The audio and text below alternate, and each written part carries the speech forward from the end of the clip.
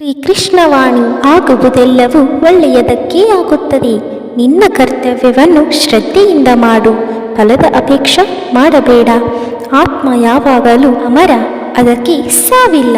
ಬರುವಾಗ ಮತ್ತು ಹೋಗುವಾಗ ನಮ್ಮ ಕೈ ಖಾಲಿ ಇರುತ್ತದೆ. ಕಾಮ ಕ್ರೋಧ ದುರಾಸೆ ಬೇಡ. ಸಂಶಯಗಳನ್ನು ತೊಡೆದು ಹಾಕು. ಒಬ್ಬ ವ್ಯಕ್ತಿಯು ಶತ್ರುವೂ ಆಗಬಲ್ಲ, ಮಿತ್ರನೂ ಆಗಬಲ್ಲ. ನೀವು ಏನನ್ನು ಬಿತ್ತುತ್ತೀರೋ ಅದನ್ನೇ ಪಡೆಯುತ್ತೀರಿ. ಗೌರವವು ನಿಮ್ಮದಾಗಬೇಕೆಂದರೆ ಬೇರೆಯವರನ್ನು ಸಹ ನೀವು ಗೌರವಿಸಬೇಕು. ಮನಸ್ಸಿಟ್ಟು ಕಲಿತ ಅಕ್ಷರ, ಮೈ ಬಗ್ಗಿಸಿ ದುಡಿದು ತಿನ್ನುವ ಅನ್ನ, ಕಷ್ಟಪಟ್ಟು ಗಳಿಸಿದ ಸಂಪಾದನೆ, ಇಷ್ಟದಿಂದ ಮಾಡುವ ದೈವಭಕ್ತಿ ಯಾರನ್ನು ಯಾವತ್ತೂ ಕೈ ಬಿಡುವುದಿಲ್ಲ. ಯಾವುದೇ ಕಾರಣಕ್ಕೂ ವ್ಯಕ್ತಿಯು ಕೋಪವನ್ನು ತನ್ನ ಮೇಲೆ ಪ್ರಾಬಲ್ಯ ಸಾಧಿಸಲು ಬಿಡಬಾರದು.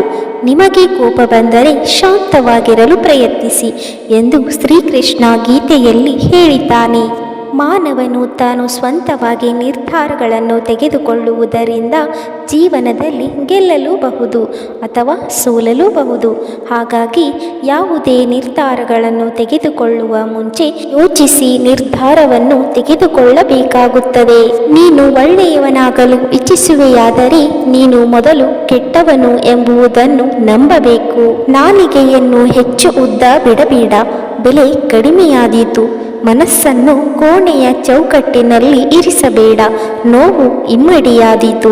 ದ್ವೇಷಕ್ಕೆ ಹಠದಿಂದ ನಾಟಕೀಯ ಜೀವನ ನಡೆಸಿದರೆ ಅದು ನಶ್ವರ. ಪ್ರೀತಿಯಿಂದ ಪ್ರೀತಿಗಾಗಿ ಜೀವನ ನಡೆಸಿದರೆ ಬಾಳೆಲ್ಲ ಸುಮಧುರ. ಹೇಗೆ ಸಕ್ಕರೆಯ ಸಹವಾಸ ಮಾಡಿದ ಹಾಲು ಸಿಹಿಯಾಗುತ್ತದೆಯೋ ಹಾಗೆಯೇ ಹುಳಿಯ ಸಹವಾಸ ಮಾಡಿದ ಹಾಲು ಒಡೆದು ಹೋಗುತ್ತದೆ. ಅದೇ ರೀತಿ ಬದುಕು ಒಳ್ಳೆಯವರ ಸಹವಾಸ ಮಾಡಿದರೆ ಜೀವನ ಸುಖಕರವಾಗಿರುತ್ತದೆ. ಕೆಟ್ಟವರ ಸಹವಾಸ ಮಾಡಿದರೆ ಜೀವನ ಒಡೆದು ಹೋಗುತ್ತದೆ.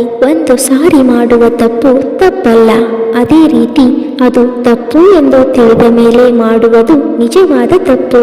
ಸಿಟ್ಟೇ ಬಾರದವನು ಕಡು ಮೂರ್ಖನಾದರೆ ಸಿಟ್ಟಿಗೇಳದವನು ಕಡು ಜಾಣನು. ಶಾಂತವಾಗಿರಿ, ಚಟುವಟಿಕೆಯಿಂದ ಇರಿ.